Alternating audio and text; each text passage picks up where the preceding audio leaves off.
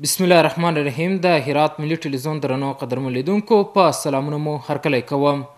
نن شنبه د 1445 هجري سپوږمیز کال د رجب المرجب میاشتې 8 نیټه ده چې د 1402 هجري لمریز کال د مرغوم میاشتې 10 نیټې سره سمون خوري. په سر کې د څو خبرونو سرټکي.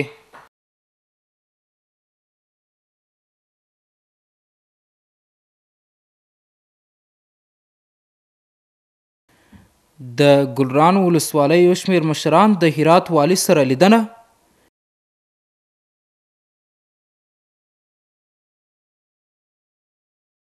او د هرات پاسپورت مدیریت کې د ورځې 1500 پاسپورتونو د ویش خبر.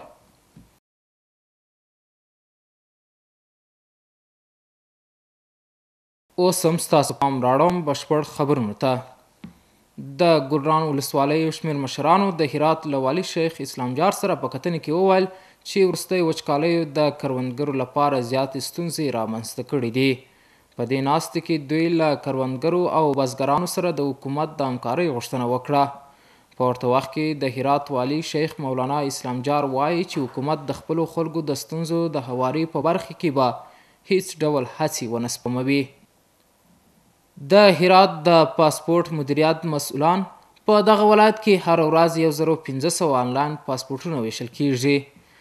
د هرات ولایت مقام د رئیس ملا محمد طیب نجات په مشرۍ یوه پلاوي د هرات د پاسپورت له مدیریت څخه د لیدنې او د پاسپورت غوښتونکو د ستونزو د اورېدو پر مهال وویل چې په هرات کې هر ورځ 1500 آنلاین پاسپورتونه ویشل کیږي او دا لړۍ روانه ده. په ورته وخت کې د هرات د سیمهیزې ادارې ویان له خلکو غوښتي چې د پاسپورتونو په اخیستو کې د نظم مراعات کړي. د هرات د پاسپورت مدیر مولوي محمد حسین رحیمي وایي چې د دوی د کارونو د تنظیم لپاره د هیواد له مرکز څخه اړین وسایل چمتو سوي او د پاسپورت د ویش په ریاست کې کومه ځانګړې ستونزه نسته. د هرات د پاسپورت مدیر وایي چې اوس مهال د پاسپورتونو د ویش لړۍ په آنلاین ډول پیلیږي، خو دغه کسانو لپاره چې ورته اړتیا لري په آفلاین ډول به هم وویشل سي. د پاسپورت مدیر دا هم وایي چې په تیره یوه میاشت کې له 100 ډیر جعلکاران نیولي چې جعلي تذکرې او ټاپې یې کارولي دي. په ورته وخت کې د هرات ښاریان په آنلاین ډول د 1500 پاسپورتونو د ویش هرکلی کوي او وایي که خلک ګډوډي رامنځته نه کړي ټول کولی سي پاسپورتونه ترلاسه کړي. د هرات ښاروالۍ د ادارې مسؤلین وایي د څه باندې 32 میلیونه افغانیو په لګښت یې د دې ادارې د 8 اومې او 8 املاکو د جوړولو چارې د هرات لوی جامع جومات په جنوبي سړک کې بشپړ کړي دي. د دوی په خبره په 3 پوړونو کې به تر 1500 ډیر دکانونه په دودیز معماري سره جوړ سي. له بلې خوا ساختماني شرکت وایي چې د 6 میاشتې په موده کې به دغه پروژه له ټولو ټاکل سوي معیارونو سره سم بشپړه کړي. نور حال په چمتو کړي راپور کې. د څه د پاسه 32 میلیونه افغانیو په لګښت د هرات ښاروالۍ د 8 اومې او 8 املاکو د جوړولو کار پیل سو. د مسؤلانو په وینا د هرات ښاروالۍ په مالی لګښت به په دې مکان کې شاوخوا 550 هټۍ په 3 پوړونو کې جوړې سي. نن پروژه چې د په 2 منایه کې افتتاح کیږي چې د ښاروالۍ د عوایدو د جګوالي دپاره د لوړوالي دپاره جوړیږي په 3 پوړه کې چې بودیجه یې 30 میلیونه افغانۍ د ښاروالۍ د ذخیروي اکاونټ څخه ورکول کیږي او تخمینا په 120 ورځې کې به سرته رسیږي. د خیر دغه مسؤلان دا هم وایي چې دا جایدادونه به د هرات له لوی جومات سره د نږدېوالي له امله په دودیز معماري ډول کې جوړې سي. د دې پروژې د قراردادي چارو مسؤلین وایي چې د یادو املاکو د جوړېدو موده 6 میاشتې ده او هڅه کوي چې ټول په پام کې نیول سوي معیارونه عملي کړي. سبکی که جور شده سبک شهر قدیمه، یعنی در مطابقت با بافت شهر قدیم قرار داره و نمای هم مطابقت با شهر قدیمه که موافقه اینا گرفته شده و ادارات زیدخت در پروژه که بدون هم موافقه کردن انشالله مطابق به شهر قدیم و معیارهای شهر قدیم ساخته بشه. دا په داسې حال کې ده چې د هرات ښاروالۍ د ادارې د مسؤلینو په وینا اوس د 3 ملکیتونو د جوړولو کار روان دی.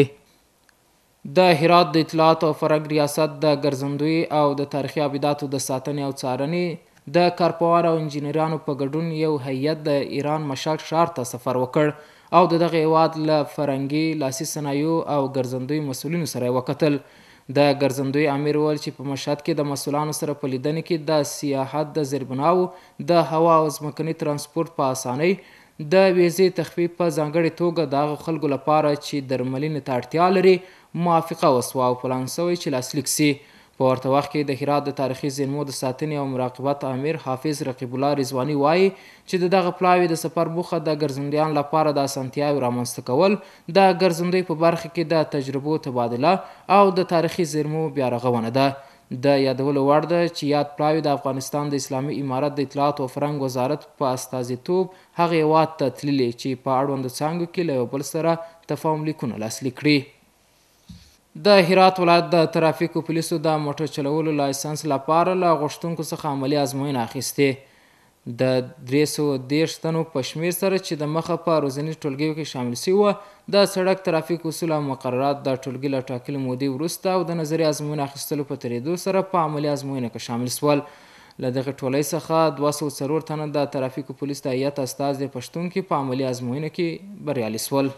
د هرات ولایت د اسلامي امارت د ځواکونو لخوا یو تن د نشه یي توکو د پلورلو په تور نیول شوی. د هرات امنیه قومندانۍ له نشه یي توکو سره د مبارزې مدیریت د دغه ولایت له اړونده سیمو څخه یو تن د نشه یي توکو د پلور په تور ونیوی. له دغه کس څخه څه د پاسه 25 کیلوګرامه چرس نشه یي توکي ترلاسه او اوس مال تر څارنې لاندې دي. محترم لیدونکو، اوس هم ستاسو پام راړوم د سبا ورځ د هوا اټکل. د لوی سشتن تعالی په نامه ګرانو لیدونکو د ما سلامونه ومنئ، شپه مو په خیر. اوس هم پاملرنه وکړئ د سبا ورځې د هوا اټکل. دوشنبه هرات ښار لمر الوره درجه 14.8، غوریان لمر الوره درجه 14.8، کراخ لمر الوره درجه 11.3 او پښتون زرغون لمر الوره درجه 14.8.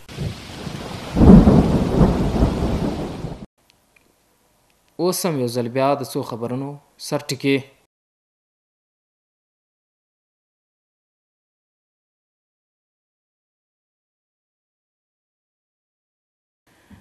د ګلران ولسوالۍ یو شمېر مشران د هرات والي سره لیدنه.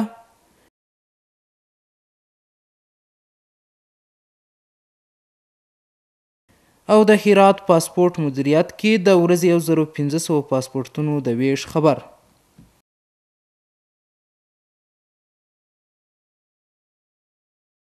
درنو قدرمن لیدونکو، دا و د نن شپې خبرونه چې ستاسو قدرمن حضور ته وړاندې سوه. تر بیا مو په لیچرسن ته لاس سپارم.